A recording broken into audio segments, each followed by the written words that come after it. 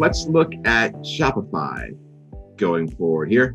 So Shopify, big news from last month is they completed a $1.5 billion secondary stock offering. That actually might not be that big of a news when you think about it, because they did the same thing last year. They actually did two offerings last year.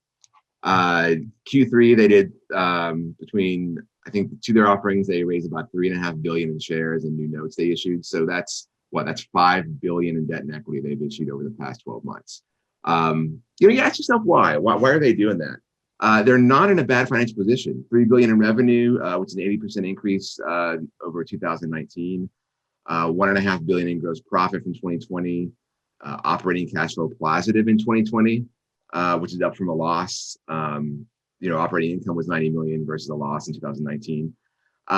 This is about growth funding, I think, and opportunistic. Share price is at a high. They're using that to raise some money. They did pump most of the money they raised last year right back in the business. So I'm hoping they're going to do the same with the $1.5 billion they just raised. But it does make you wonder, right? I mean, with all this debt and equity raise, you wonder about dilution. You wonder whether the stock is overvalued, and that's why they're trying to do this now. So that's a little bit of a concern. I think that's something to watch. We'll get some Q1 earnings later as well. They have just thing I want to point out, virtual annual meeting this year, which I think a lot of companies are going to be doing. Theirs is set for May 26th. So if you're a shareholder and you've always wanted to go to Shopify's annual meeting, you can actually do that from the comfort of your home this year. So check that out. And check that out generally if you can get your hands on a virtual meeting seat for companies you own this year.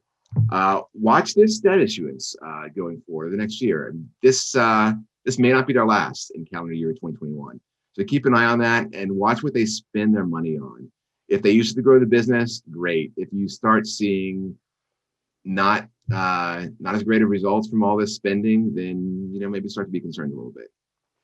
Yeah, they got over $6 billion in cash and marketable securities on the balance sheet, and I think part of that is when you're competing against Amazon, having a deep pocket with a lot of cash to invest, I think is really important.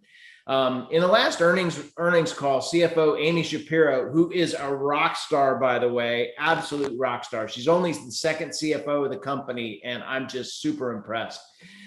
She said that there are three areas of incremental investment for the coming year: Shopify Fulfillment Network, the Shop app, and international.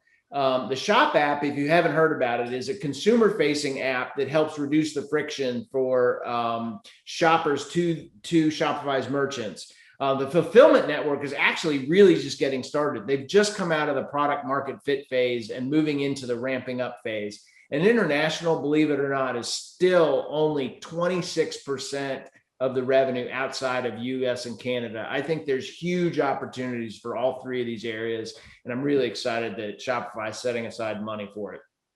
Yeah, if I had to pick one of those I was most excited about, I'd probably go with the international expansion. That's huge. That has huge potential. There are obviously going to be some growing pains of that probably when you start dealing with other cultures, other countries. But you can't deny the potential there. They could become a true global powerhouse. That's something to look forward to.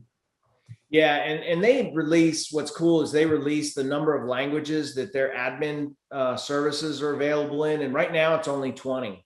So certainly hitting the main ones, but there's plenty of opportunity to get local, as we've seen some of these companies like Apple and Netflix do. So I'm really excited about that.